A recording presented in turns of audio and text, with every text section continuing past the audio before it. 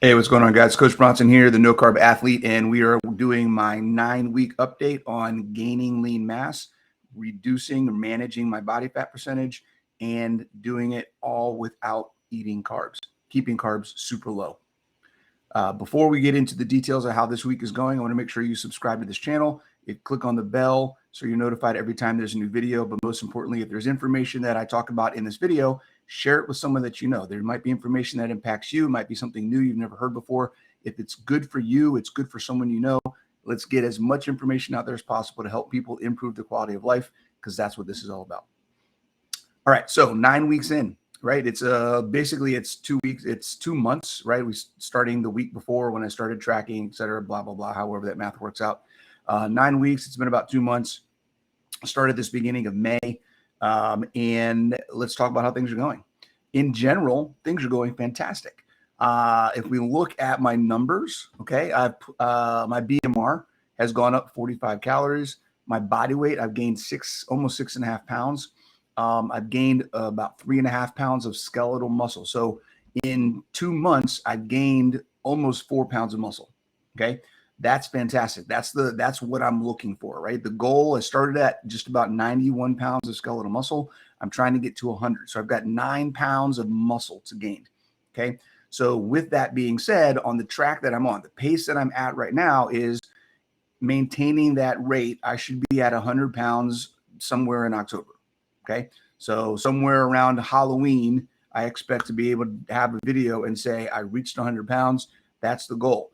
Now, the other piece of that is I want to be able to say I reached 100 pounds, but I also kept my body fat percentage at 10 or less. So 10% body fat or less is the goal. Maintaining that right now, I'm actually a little above. I'm at 11 something. Okay. But I'm okay with that. It's early in the process, number one. Number two, I've been increasing my fat intake. If you've been following along, I've been increasing my fat intake to see how much fat I can have on an average day before my body starts storing it and I'm not burning it anymore. Okay. So we know based off of what's happened the last few weeks, somewhere around 180, I think, is my number. So if I can stay below that, and I'll probably this week, I'll shoot for 170 or less. I was at 160. What was I at? I averaged last week. This past week, I averaged 167. So about 170. So I'll try to keep it between 160 and 170 on average. And I should see a steady decrease in my body fat percentage over the next several weeks, right? That's a lot of fat. That's more than I would normally do. So my working with Keto Savage, working with Rob Sykes and going through his protocol for a cut over the last 7 months previous to starting this experiment, I realized that I can have more fat than I used to do. Like my protocol is high protein, low fat. In the past, I've done super low fat, like 70, 80, 90 grams of fat per day in order to lose body fat. And it works. Okay. You can absolutely do that. I mean, that's just how the process works. If you eat less fat, less fuel, then your body is going to use what's on your body. I got down to 9% body fat, 8% body fat doing that way, but it's not easy. Okay. Lack of energy, feeling like you're hungry, all of those things come into play when you cut things down that low. So realizing that there's the process of finding where that line is where your body stores or your body uses. Once you find that line, then anything below that is going to work for managing your body composition. If my number, okay, which my number we know is somewhere between 170 and 180.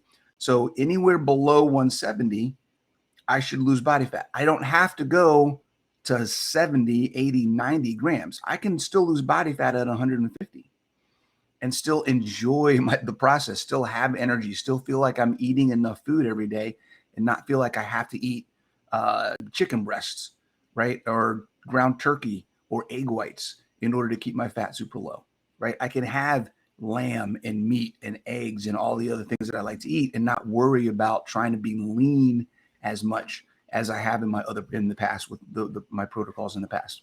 So this is really cool. This is really fun. I get to eat more fat now that I understand that process, and things are going well. Things are going really well. So I'm on track with everything right now. So 4 main goals for this experiment: eat less than 15 grams of carbs per day, That's an easy one. I've been doing that for 4 years. Okay. I think this week I averaged 10. That's the highest it's been in a while. Usually I'm in the 6 range, 6 to 7 per day. And most of that just comes from eggs, sometimes cheese. Get to 100 pounds of skeletal muscle, maintain my body fat at 10%, and get strong AF. Now, getting strong. What I've been doing for the past year or so has been a lot of bodybuilding stuff. I've been focusing more on aesthetics, trying to get my body to look a certain way, get cut, build some shape, build the perfect body. Let's call it that, right? No such thing. But build a good looking body at 50 years old and say, look, this is possible. It is possible to do this. I still do some CrossFit every once in a while, but not nearly as much as I used to. I'm a traditional CrossFitter. I've been doing it for 12 years. But with the goal of trying to specifically build muscle, build strength, get strong. I'm not worried about getting big. Okay. I want to build muscle mass. Okay. And there's different ways to do that. There's different types of hypertrophies. There's different things to do here. Something that I haven't ever done before is focus specifically on getting as strong as possible and building dense muscle. Okay. So bodybuilding is building fluffy muscle, for lack of a better term. It's not fluff, right? It's just a different type of muscle building, different type of hypertrophy. What I'm looking to do now is I want to get strong. So I may actually get more compact for a little bit before I start getting big and looking bigger. But strength is the key. So what I'm doing is I'm focusing on specifically a powerlifting program. So I'm starting a program. I just finished the first week. It destroyed me. It kicked my butt. But I really, really enjoyed it. It's the first program that I've done in a long time that I enjoyed doing and didn't kind of get bored or feel like I wasn't getting that much out of it. I was actually able to put effort into it. It's only 4 days. I think a lot of the other programs I've tried over the past several years have been 5, 6, or even 7-day programs. And it just feels like there's just so much and there's never a break. This is only 4 days a week. It's super focused. It's a lot of volume in each day, but knowing that I have 3 days a week to recover, rest, work on mobility, get some stretching in, and get that time to rebuild and recover allows me to put more effort into each workout. I don't have to feel like there's another workout the next day and another workout the next day. And if I take a day off, like I'm missing out on something. It's 4 days, get it in, take your 3 days of rest, and then you're good. So the program itself is 2 days on, 1 day off, 2 days on, 2 days off. And you just go through that cycle. This first week is acclimation. So I'm kind of getting into the rhythm of what the workouts are, the volume, getting my body used to doing this type of work again. It's very focused. It's a lot of heavy work. There's some good accessory work. There's some of the volume in here is ridiculous. It's definitely not something that I'm used to doing. So it's going to take me a couple of weeks to build up where I can actually get the right intensity into it. And get my body used to recovering again afterwards, right? Recovery is something that you need to get good at. Recovery isn't something that just happens. And the more you practice recovery, the better your body gets at it. So just like training, recovery is a process that you need to improve as well. So it's part of the program. Recovery is part of your program. Remember that. So that's what's going on, guys. Things are going great. Muscles building, body fat is being managed, getting stronger, feeling good in the gym. Energy this week has been fantastic, keeping my electrolytes up. If you're interested in information about electrolytes and how they benefit your body, just in general, a lot of fitness concepts, Dr. James D. Antonio has a book out called Win. I think it's called Win. Hold on. Yes. Yeah, it's called Win. I highly recommend you get it. There's a bunch of information. It's basically a book that's like an encyclopedia of things to do to improve athletic and physical performance. There's a whole section on there specifically about electrolytes and what they can do for you.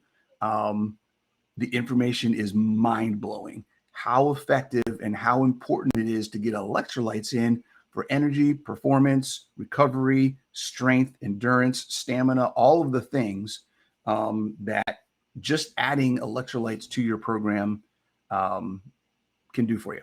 Okay. Literally the right amount of electrolytes and at the right amount of time for the exercises or the workouts that you're doing is better, and he talks about this in the book, is better by far, high numbers, high time, like 10 times better than any pre-workout, anything that you're going to find off the shelf as a supplement that's supposed to make you perform better, give you more energy. Okay. Electrolytes work better than anything out there. So I highly recommend the book. It's Win by Dr. James Nicolantonio. Just mind-blowing information, guys. It's a book that I have. It's going to be on my coffee table, and it's never going in a bookshelf because I will be referring to that thing consistently for years to come. All right, that's all I got today, guys. Don't forget, I'm on here every week.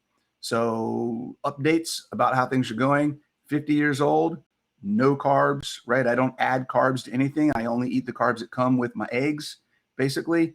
And I don't have an issue. So remember, anyone that tells you that you need carbs to build muscle has no idea what they're talking about. Send them my way, and I'd love to have a conversation.